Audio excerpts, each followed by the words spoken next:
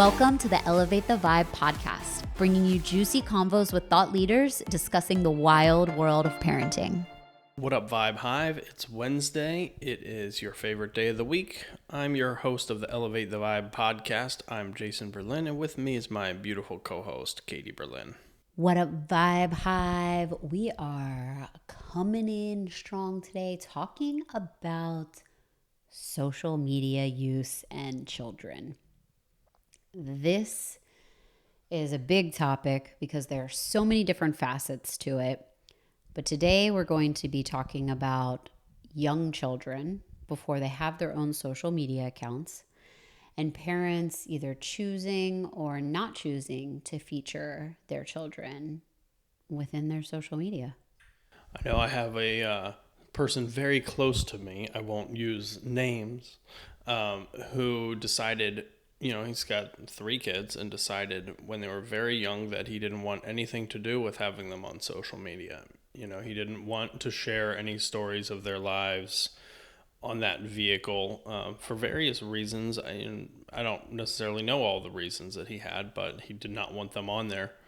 And at the time, I saw all my other friends' kids on social media, and I loved seeing their stories and loved interacting with them that way. And I almost felt like I missed out, me personally, I missed out on seeing my, these kids that are very, very close to me, like seeing their lives play out at that very young age because I didn't get to interact and connect with them in the virtual sphere.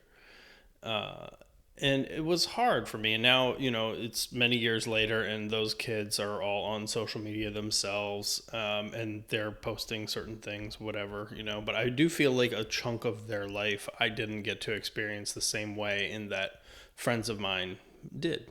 So there's definitely a spectrum to this as well. There are people who have a hard policy where they feel like, no, I'm not going to feature my kids on my social. And there could be a number of reasons. Maybe it's a business account. Maybe the parents are divorced and one parent wants it, one parent doesn't. Maybe somebody's not very active on social media and they just don't post their children. Or maybe they have a hard line in the sand where they say, this is my life. And even though my kids are a part of my life, my kids don't have the ability to say yes or no. They don't understand the consequences or the benefits of being on here, so I'm not going to feature them. Then you have, along the spectrum, other people who will post their children periodically. I'm probably in that place where I do that. This conversation is something that I've thought about. Like, do I put them on? Do I not? It's hard when there's such a big part of your life and you want to share that and you understand why some people don't, but then you do because you love them and you like to share. Then there's in the middle. And then there's people all the way on the other side who could not, maybe it's not intentional, but their entire focus becomes their child. And that's all that they post. It's all that they talk about. Some people do it just because they love their children, they want to share. And some people do it because they notice that when they post that type of content, it's getting more likes, it's getting more engagement, more reaction. And it almost becomes a self-fulfilling prophecy, and that then it's like a monetization on top of it. And I don't necessarily think that those parents or those people have bad intentions, but it's just the nature of it. Like, you love your child, you want to share your child, but then, it almost becomes a business in some cases. It does become a business. I know there's one Instagram account called Baby Boy Drummer, and the kid, I think he's like 3 or 4, and he's an awesome drummer. And then you think about also in the 80s with people like Corey Feldman and Corey Haim, who were young actors who, maybe they expressed interest in acting, but nevertheless, their parents pretty much just had them do young, acting gigs at a very young age. And like now you've got a new generation of Instagram kids who the parents are making money off of them. And like, at what point now with social media, it's just like there are a million little kids on social media. It's like, where are the rights of those kids? Like the kids don't have a say. Maybe baby boy drummer doesn't want to play the drums, but his parents are like, you better play this beat real quick so that we can, get some money. And then does that money go towards the kid's school later in life, or is that supporting the family? It gets to be hairy because the kid doesn't have a choice. The kid just has to do what the parents say. So I feel like I used to be on the fence about, this person in my life who didn't share their kids on social media, but now I almost feel a little bit more respect for that decision, and that, like, yes, the kids don't have a choice. So like anyone out there can just see what they're doing and look at them in any certain type of way. And if you keep your kids off of there, you're going to avoid that, at least for the early years until the kids get older. But yeah, I respect that decision a lot more now.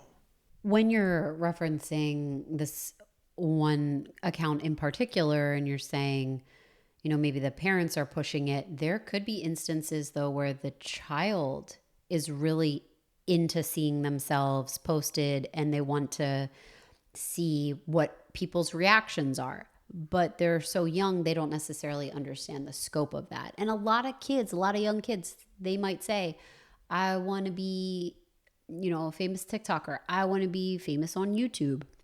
But they are not really aware or have the understanding of what comes with that. Yeah, it's like Charlie. Well, she's a little bit older, but I mean, yes, that happened very quickly for her. For any audience member who may not know who we're talking about, because we're referring to someone on a first name basis who we do not know. We're talking about TikTok star Charli D'Amelio, who was 15 years old. And I think now she's 16. She might be 17. But 15 years old when she really blew up. And I was already on TikTok before she blew up and then after she blew up. So I saw the process happen. And man, you're a young kid just trying to figure out life, and this, situation arises.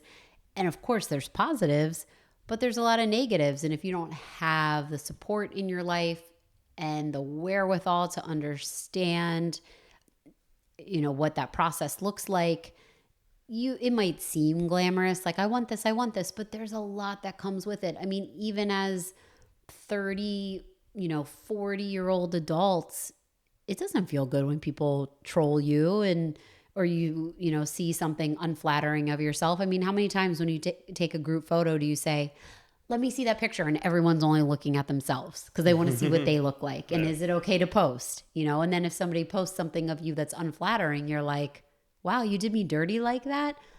And all of that plays into dynamics of children, their relationship with social media, the relationship of how they view themselves. Do they begin to act or appear in a certain way so that they're garnering more likes or the response that they want? And do they change their personality and change how they are? And even we're talking about with filters and Photoshop and Facetune, do kids of prominent figures see this happening and think, well, I need to adjust the way that I look because that's the way that I'll be accepted? And it could start out as fun, like, oh, hey, here's a fun filter where I look sparkly, or here's the fun filter where my eyes look big and my makeup is done. But then over time, how does that affect them mentally? Well, also in that, I think that would very easily contribute to body image issues, anorexia, bulimia, things like that. When you have filters on that are shrinking you, maybe you're a teenager and you're not happy with the way that you look. You put a filter on, you're a little bit thinner. Then all of a sudden people are like, oh, hey, you look great with this filter on. And then maybe when you don't put the filter on, you don't look so great to those people and you don't get comments, and then subconsciously you're like, oh, well, I need to look a certain way, so then I adjust my eating, and then it triggers a whole bunch of other negative things from from just something that seems innocent. That's like, oh, this filter puts a little sparkle on my face. It smooths out the acne on my face, and it makes me thinner. Obviously, that's the only way that people will accept me, because that's the way I'm getting likes. And then like you go out into the real world, and then like you don't look like that, so people, maybe you don't have the same friends or something. They're like, oh, you looked great in that picture the other day, but what happened or something. And then you internalize those feelings, and it gives you a big sense of not being good enough, and then kind of plagues you in those early, very those years that are very difficult. It just makes them more difficult. However, though, on the flip side of that, to be devil's advocate, everyone is in the same boat. So there's the saying, you only see someone's highlight reel when you're posting, on Instagram or TikTok. But, if everyone's only trying to show their best angles all the time, and you see them in person, and maybe they don't look like that, or, maybe they don't have as much makeup on that day, or the filters are not on because it's real life. Well, everyone is like that. And I do actually think that younger generations, there is a lot more acceptance of what bodies look like naturally.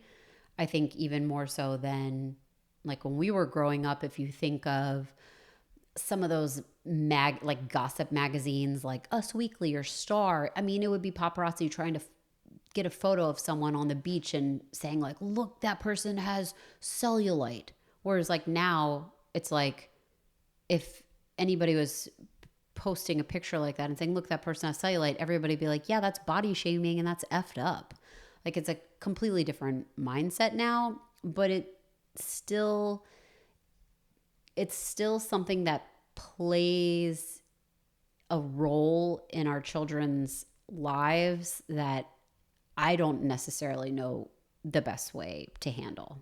Kids can be vicious to each other. They can bully others, and sometimes they're not even thinking about it, because they're being kids. They just say whatever's on their mind. They don't care. I feel like adding on some of the layers that we're putting on, I don't think they're really helping. I think it seems like it's fun at the time, but I feel like overall it's probably a negative thing. That's just how I feel. It's also unavoidable. Like this is a part of life that kids are going to be exposed to at a young age, and it's unavoidable. Like pretty much everyone is going to have social media. Everyone is going to be communicating through these different channels. And as parents, we can be gatekeepers of that up to a certain point, but I think it's also our relationship with social media. Like how much do we determine that it runs our lives, and that is the standard that we set for our children for the future. And then it's our duty as parents also to learn all of the apps and learn all the newest technology, so that when our kids come up to us with that, we can understand and help them navigate through it with us, so we can help navigate. Good luck with that, because I'm sure. Ask all of the kids who are on TikTok if their parents know how to navigate TikTok. Like, think about it for yourself. I mean, does Charlie's dad knows how to navigate it, right? Yeah, but like, do your parents know how to navigate Instagram better than you for you to go talk to them to figure it out? They could if they read up on the latest BuzzFeed how to navigate Instagram and talk to your kids about it. Yeah, do your parents know what BuzzFeed is and how to get there? No. Yeah. So my mom has an iPhone though, and my dad just got one, so I am proud of them. It took a long time. Right. But like what's cool about you, Shug, is that you keep up with all the new stuff. So I know that when our kids get a little bit older, like you're going to be able to be the ultimate helicopter mom right there. And like, I don't know, maybe not helicopter, but you'll at least be able to kind of dig into them a little bit and know like if they're getting bullied or not. Maybe you'll be able to raise a red flag better. Well, I am definitely a helicopter, but no, I'm not going to be like digging into their own personal stuff. You'll not be in their DMs, but like... But what I was going to say is regardless of whatever the current way to communicate is, I think the important aspect as parents is how we show up and what our relationship to it is. Like, how much do you let it run your life? Because your children are going to be looking to you for those cues, and it may not be conversations that you have, but it's your actions. What are your actions saying? So if your children see you photoshopping every picture, if they see you face tuning everything, if they see you only using filters and saying, we need to re-record that because I look this way and I don't like it and I need to put a filter on, that's going to impart a bigger message on them in the long run to say, well, do I need to do those things too to be accepted? That's a good call. All right, Vibe Hive. With that, we want to know your thoughts. Where are you on the spectrum? No inclusion of your children in your social, a little bit, or just, go for it and share your kids 100% with the world? Like, what are your thoughts? How do you navigate this? How do you let them have some freedom depending on their age, but not too much if it's not age appropriate yet? And how do you feel about their rights? When you post a picture, are you thinking about how they're going to feel about it in 18 years looking back every time you post a picture? Give us your thoughts. Drop us a comment at Elevate the Vibe on Insta, and we'd love to hear what you think. All right, Vibe Hive. Peace.